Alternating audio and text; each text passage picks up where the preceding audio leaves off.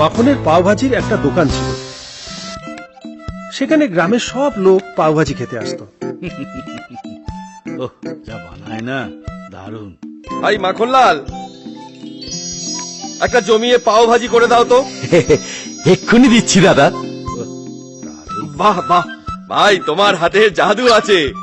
এত সুস্বাদু পাও ভাজি কি করে বানাও বলো তো? সত্যি তাই, সত্যি তাই। আহ, কি সুন্দর। সবই ভগবানের আশীর্বাদ দাদা। ঠিকই বলেছ। মাখনের খদ্দেরদের ওর তৈরি পাওভাজি খুব পছন্দের ছিল। এই পাওভাজি বানানোর জন্য মাখন রোজ সকালে উঠে বাজারে যেত আর সব থেকে ভালো সবজি কিনত। তারপর সে দুধের ডেয়ারি গিয়ে মাখন কিনত। এই সব ভালো ভালো সামগ্রী দিয়ে তৈরি পাওভাজি খুব সুস্বাদু আর পুষ্টিকর হতো। মাখন পাওভাজি 30 টাকায় বেচত আর সবাই খুব আনন্দ করে খেত। না, দারুণ। ও, কি সুন্দর গন্ধ। একদিন মাখনের দোকানের পাশে একটা বড়া পাওয়ের দোকান খুলল। মাখনদা, তোমার পাও ভাজি সত্যিই খুব ভালো। সবই ভগবানের আশীর্বাদ ভাই। ঠিকই বলেছ। মাঝে মাঝে মাখন আর গিরিধারী গল্প করত।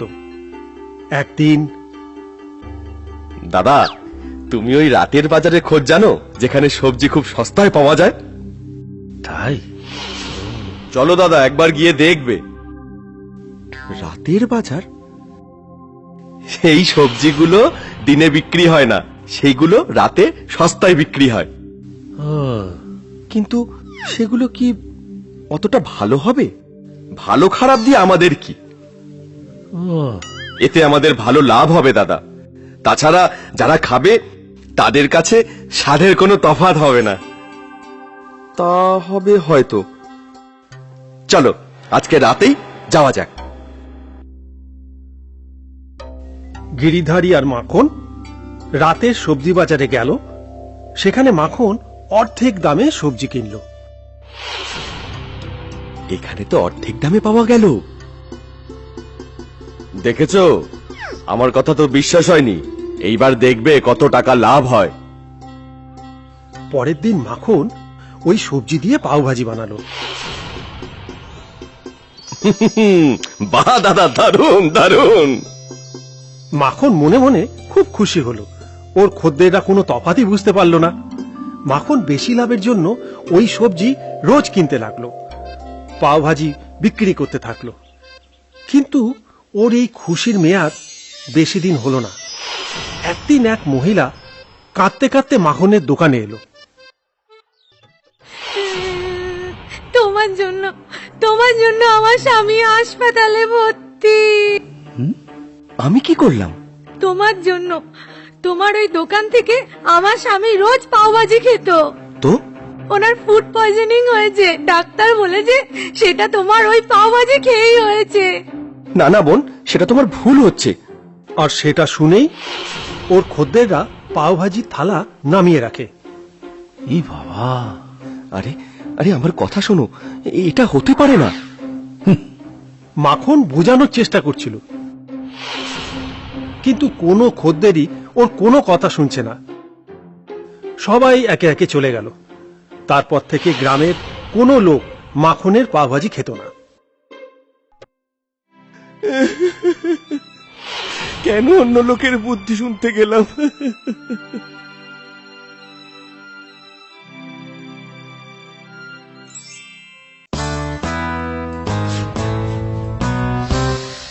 এই গল্পটি বলিরামপুরের। পুরো গ্রামে একটাই মুদির দোকান ছিল, বাবলু গুপ্তার। এখানে চাল, ডাল, নুন, তেল সবকিছুই পাওয়া যেত। ও ভাই বাবলু, আমায় 20 টাকা কিলো চাল দাও তো। কি দিদি, 20 টাকা কিলোর চাল কি কোনো চাল হলো? একটু ভালো চাল খাও। ওই দেখো 25 টাকা কিলো, কত ভালো চাল। না গো ভাই, এখন তো বাজার করছি। এত টাকার চাল কিনে নিলে চালাবো কি করে বলো? তুমি আমাকে ওই 20 টাকার চালটাই দাও। আচ্ছা ঠিক আছে। বাবলু ওই খরিদ্দারকে 20 টাকা কিলো চাল দিয়ে দিল। গ্রামের লোকেদের কথা চিন্তা করে বাবলু এবার কম দামের চাল কিনতে গেল। বাবলু একটা হোলসেলারের দোকানে গেল। ও দাদা, কিছু কম দামি চাল দাও, ওই দামি চাল তো কেউ নিচ্ছেই না গো। ভালো জিনিসের দাম তো ভালোই হবে, তাই না? তুমি একটা কাজ করো, দামি চাল যখন দোকানে রাখতে চাইছো না, বেশ ভালো কথা, ওই কম দামি চালই রাখো। তোমার কথাই ঠিক। ঠিক আছে, তুমি আমাকে ওই 15 টাকা কেজি চালই 2 বস্তা দিয়ে দাও। ওই হোলসেলার নিজের কাজে ব্যস্ত হয়ে পড়ল। ওই হোলসেলারের কাছেই কাজ করত একটা ছেলে বাবলুর কাছে এলো। দাদা, আপনার কম দামি চাল চাই তো? হ্যাঁ।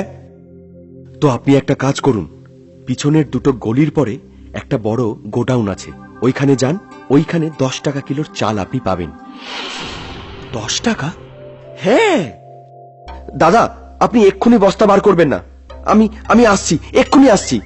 আরে আরে আরে আরে কোথায় যাচ্ছ? আরে বাবা, এও চলে গেল। ততক্ষণে বাবলু বেরিয়ে গেছে।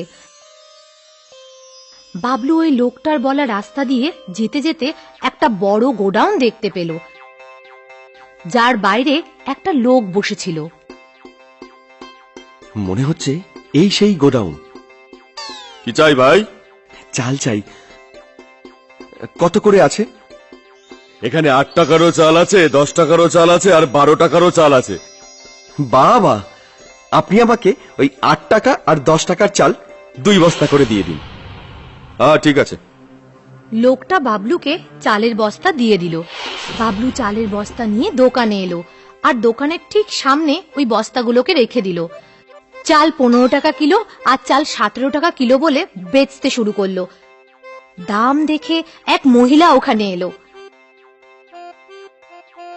বাবলু ভাই, আজ চাল এত সস্তা কি করে গো? আরে বাবা, এই গ্রামের লোক তো সস্তা চালই খুঁজছিল, তাই তো নিয়ে এসেছি। দেখুন কত ভালো চাল, আর দামও সস্তা। হ্যাঁ হ্যাঁ, আপনি আমাকে ওই 15 টাকা কিলোর চালটা 10 কিলো দিয়ে দিন। আচ্ছা, ঠিক আছে। বাবলু ওই 10 কিলো চাল মেপে মহিলাকে দিয়ে দেয়। মহিলার মুখ থেকে সস্তা চালের কথা সারা গ্রামে ছড়িয়ে পড়ল, এবং দলে দলে লোক বাবলুর দোকানে চাল কিনতে আসতে লাগলো। ও ভাই, 10 কিলো চাল দাও তো। আমাকে ভাই 15 কিলো দিও। সন্ধ্যের মধ্যে বাবলুর সব চাল শেষ হয়ে গেল। এই না হলো কথা, একদিনে এত লাভ। কাল গিয়ে আরো চাল কিনে আনবো। পরের দিন বাবলু আরো চাল কিনে আনলো আর দোকানে বিক্রি করতে লাগলো। আজ ভিড় একটু কম ছিল, কিন্তু তাও বাবলুর ব্যবসা কিন্তু ভালো হয়েছিল। বাবলু খুব খুশি ছিল। এই ঘটনার ঠিক 2 সপ্তাহ পর হঠাৎ গ্রামের লোক অসুস্থ হয়ে পড়ল। হায় হায়, আমার স্বামীর এই কি হলো, এই কি হলো আমার স্বামী? হ্যাঁ, আমার খুব পেটে ব্যথা। আমারও পেটে। গ্রামের সরকারি হাসপাতালে রোগীদের ভিড় জমতে থাকলো। সবাই পেট ব্যথায় কাতর হয়ে পড়ল। কি খেয়েছিলে কি তোমরা যে গ্রাম শুদ্ধ অসুস্থ হয়ে পড়লে? নার্স, একটা কাজ করো তো, ফুড ডিপার্টমেন্টকে একটু ইনফর্ম করো। ফুড ডিপার্টমেন্টের অফিসার ডক্টর সিমিলে। কি খেয়েছে এরা? ঠিক বুঝতে পারছি না অফিসার, কিন্তু মনে হচ্ছে এরা কোনো বাজে চাল খেয়েছে, ওই প্লাস্টিক চাল টাইপের কিছু। প্লাস্টিক চাল? হ্যাঁ। যেহেতু গ্রামে ওই একটাই মুদির দোকান ছিল, তাই তারা সোজা ওখানে পৌঁছালো। ওরা চালের স্যাম্পেল তুলল। ওখানে দাঁড়িয়েই চালের স্যাম্পেল টেস্ট টিউব কেমিক্যালের মধ্যে ফেলে, আর সঙ্গে সঙ্গে কেমিক্যালের রং লাল হয়ে যায়। প্লাস্টিক চাল বিক্রি করো, ধরো ওকে, ধরো। স্যার, আমি কিচ্ছু জানি না স্যার। কোথা থেকে কিনেছো এই চাল? আমি বলছি। বাবলু অফিসারকে ওই গোডাউনে নিয়ে গেল। যে লোক ওই গোডাউনে কাজ করত, পুলিশ তাকে ধরল আর বাবলুকেও গ্রেপ্তার করলো।